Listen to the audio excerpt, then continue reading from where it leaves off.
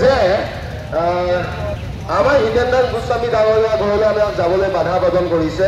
কাৰণ এইটো কাৰণে যে অসমত এতিয়ালৈকে সিদ্ধান্ত লোৱা নাই ক'ৰ পৰা কেনেকৈ কি কৰিব বুলি।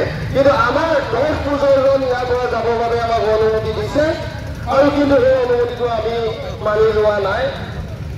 মানি ল'লোঁ, আমাক বাধা প্ৰদান কৰিছে, আমি নাযাওঁ, আমি কোনো নাযাওঁ। কিন্তু বৰুৱা ছোৱালী বহি থাকিম, তেওঁ কিন্তু আমাৰ ওচৰলৈ আহিব লাগিব।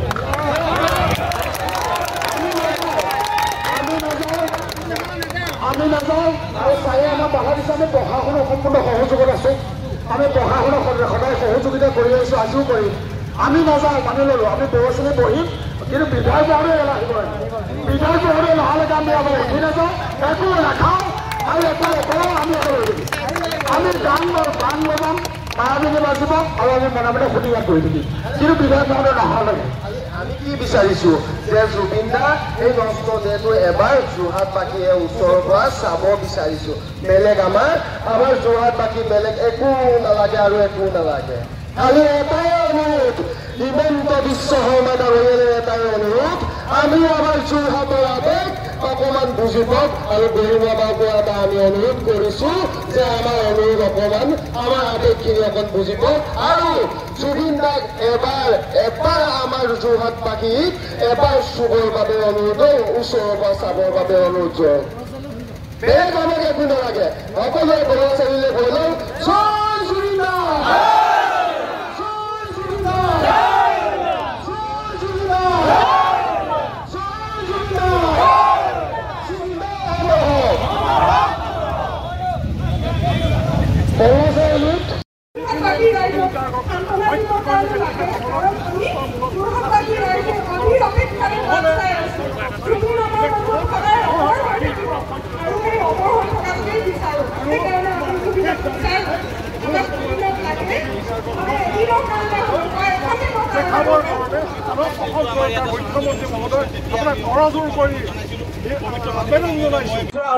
সেইটো আমি বিৰোধিতা কৰিছোঁ। কাৰণ জুবিন গাৰ্গক আমাৰ ভূপেন হাজৰিকাৰ দৰে পৃথককৈ এখন সমাধি ক্ষেত্ৰ লাগে আৰু সেইখন যোৰহাটত হোৱাটো আমাৰ যোৰহাটৰ ৰাইজে বিচাৰিছে। হাজাৰ হাজাৰ বিঘা মাটি আমাৰ যোৰহাটে দিবলৈ আমি সাজু হৈ আছোঁ সমাধি ক্ষেত্ৰৰ বাবে। আৰু ইতিমধ্যে প্ৰশাসনে কালি চোৱা চিতাও কৰিছিলে, বিধায়ক মহোদয়ে চাইছিলে। এতিয়া ইয়াত কোনো ষড়যন্ত্ৰ নহ'ব। জুবিন গাৰ্গ এতিয়া পৰিয়ালৰ হৈ থকা নাই, জুবিন গাৰ্গ গোটেই অসমৰ, জুবিন গাৰ্গ যোৰহাটৰ, জুবিন গাৰ্গক যোৰহাটত লাগিবই। হয়, জুবিন গাৰ্গক আমি বাৰে প্ৰতি পৰহিৰ পৰা এটাই অনুৰোধ কৰি আছোঁ অসম চৰকাৰক আৰু গৰিমা বক লগতে এটাই অনুৰোধ কৰিছোঁ, জুবিন দাক যোৰহাটত সমাধি দিব নোৱাৰে বা সেইটো আমি মানি লৈছোঁ। জুবিন দাক যোৰহাটৰ যিখিনি আৱেগ, যোৰহাটৰ মানুহখিনি যিখিনি আৱেগ, সেই আৱেগখিনি বুজি পাই যোৰহাটলৈ 10 মিনিটৰ সময় কাৰণে হ'লেও জুবিন দাক যোৰহাটলৈ আনক। আমাৰ ইমানখিনি মানুহ, হাজাৰ হাজাৰ মানুহ যোৰহাটৰ ৰাজপথলৈ ওলাই আহিছে, এই আৱেগৰ লগত নেখেলিবৰ কাৰণে অসম চৰকাৰক আমি অনুৰোধ জনাইছোঁ। আৰু হিতেন গোস্বামী ডাঙৰীয়াকো এটা অনুৰোধ জনাইছোঁ। এতিয়ালৈকে অনুৰোধে জনাই আছোঁ, কিন্তু পাছত পৰিস্থিতি কিন্তু ভয়ানক নোহোৱাৰ আগত জুবিন দাক এবাৰ চুই চাবৰ বাবে, এবাৰ ওচৰৰ পৰা চাবৰ বাবে জুবিন দাক যোৰহাটত আনিবৰ বাবে অনুৰোধ জনাইছোঁ। চাওক, আপোনালোকে পৰিস্থিতি অনুধাৱন কৰিছে, পৰহিৰ পৰা এনেকুৱা পৰিস্থিতি হৈ আছে। আৰু পৰহিও আমি প্ৰথম যিহেতু আমাৰ ইয়াতে শ্ৰদ্ধাঞ্জলি অনুষ্ঠান হৈছিলে, তেতিয়া আমি অসম চৰকাৰলৈ অনুৰোধ জনাইছিলোঁ। পবিত্ৰ মাঘেৰে ডাঙৰীয়ালৈ মই মেছেজ যোগেও জনাইছিলোঁ যে যোৰহাটবাসীৰ আৱেগ যে জুবিন গাৰ্গক যোৰহাটত তেখেতলোকে বিচাৰিছে। চৰকাৰে কি সিদ্ধান্ত লৈছে নাজানো, কাৰণ কেবিনেট বৈঠক হ'ব বুলি কৈছে সন্ধিয়া। কেবিনেট বৈঠকত কি সিদ্ধান্ত হ'ব আমি নাজানো, কিন্তু যোৰহাটবাসীৰ আৱেগ এতিয়া সকলোৱে দেখিছে। মই ভাবোঁ চৰকাৰৰ কাৰণে এইটোৱে মংগল হ'ব যে যোৰহাটলৈ জুবিন গাৰ্গক কিছু সময়ৰ কাৰণে আনক।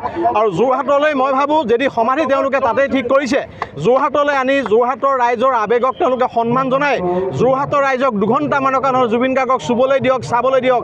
কাৰণ জুবিন গাৰ্গ যোৰহাটৰে সৃষ্টি, যোৰহাট জে বি কলেজতে তেওঁ শিক্ষা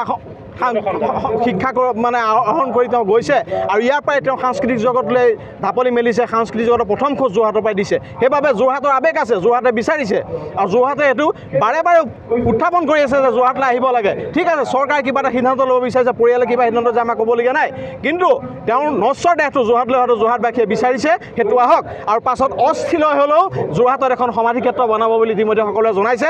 আৰু যোৰহাটবাসী সমূহ ৰাইজে লাখ লাখ জনতাই ইয়াত সহযোগ কৰিব আৰু আমাৰ এটাই দাবী এতিয়া চৰকাৰলৈ যোৰহাটৰ বিধায়ক মহোদয়ৰ যোগেদি আমাৰ বৈদেশিক পৰিক্ৰমা মন্ত্ৰী পবিত্ৰ মাৰ্ঘেৰিটা ডাঙৰীয়াৰ যোগেদি আমি মুখ্যমন্ত্ৰী মহোদয়লৈ এটা অনুৰোধ জনাইছোঁ আৰু আমি গৰিমাৰ বৌ ডাঙৰীয়ালৈ অনুৰোধ জনাইছোঁ যে তেখেতলোকৰ আৱেগ ঠিকে আছে কিন্তু যোৰহাটবাসী আৱেগক তেখেত বুজিবলৈ চেষ্টা কৰক কাৰণ জুবিনে কয় যে যোৰহাট মোৰ ঘৰ ময়ে যোৰহাট আৰু যোৰহাটেই মই সেই তেনেকুৱা বাক্য কোৱা ব্যক্তিজন যোৰহাটলৈ এবাৰ আহিব লাগে এয়া আমাৰ বিপুল দাবী আপোনাৰ সপোনৰ ঘৰখন কেনে হ'ব আপোনাৰ সন্তান আৰু আপোনজনৰ সৈতে কেনেদৰে কটাব আপোনাৰ আজৰি সময় এই সকলোবোৰ সমস্যাৰ সমাধান লৈ শুভম গ্ৰুপে আপোনাৰ বাবে লৈ আনিছে আপোনাৰ সপোনৰ ঘৰখন 362টা ফ্লেটযুক্ত শুভম গাৰ্ডেনৰ সফল নিৰ্মাণৰ পাছতে 20 বছৰৰ ভৰসা 16টা প্ৰজেক্ট 28 লাখ বৰ্গফুটৰ সম্পূৰ্ণ নিৰ্মাণ আৰু 15 লাখ বৰ্গফুটৰ চলিত প্ৰকল্প নিৰ্মাণৰ অভিজ্ঞতাৰে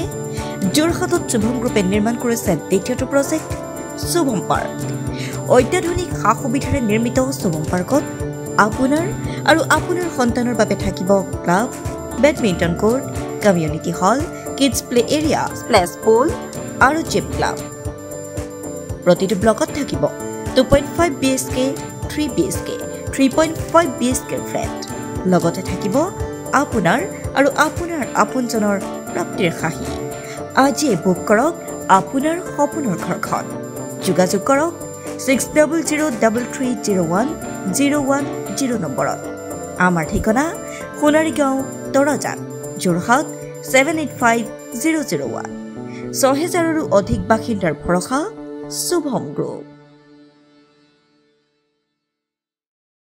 যোৰহাটৰ প্ৰথমখন NABH স্বীকৃতিপ্ৰাপ্ত চিকিৎসালয় এজে নাৰ্ছিং হোমত নৱসংযোজন কেটলেব 96খন বিছনাযুক্ত neurology nephrology urology medicine OBSN gynaecology orthopaedics paediatrics cardiology প্ৰতিটো বিভাগৰে নিয়মীয়া OPDৰ লগতে ডায়ালিসিছৰ সুবিধাযুক্ত চিকিৎসালয়খনত সংযোজন কৰা হৈছে হৃদৰোগীসকলৰ বাবে অত্যাধুনিক কেটলেব য'ত মুখ্য চিকিৎসক হিচাপে আছে অভিজ্ঞ কাৰ্ডিঅলজিষ্ট ডক্টৰ গৌতম দাস আৰু তেখেতৰ সহযোগীসকল ইতিমধ্যে যোৰহাটস্থিত চিকিৎসালয়খনত প্ৰথমবাৰৰ বাবে সম্পন্ন হৈছে এনজিঅগ্ৰাফি আৰু এনজিঅপ্লাষ্টি ইয়াৰ লগতে 12খন বিছনাযুক্ত ICU নিঅ'নেটাল ICU তথা মাল্টি স্পেচিয়েলিটি হস্পিটেল হিচাপে 3টাকৈ মডুলাৰ OTৰ উপৰিও 24 ঘণ্টাই ৰাইজৰ বাবে উপলব্ধ এক্স-ৰে আল্ট্ৰাছাউণ্ড আৰু CT স্কেনৰ লগতে অত্যাধুনিক চিকিৎসা সেৱা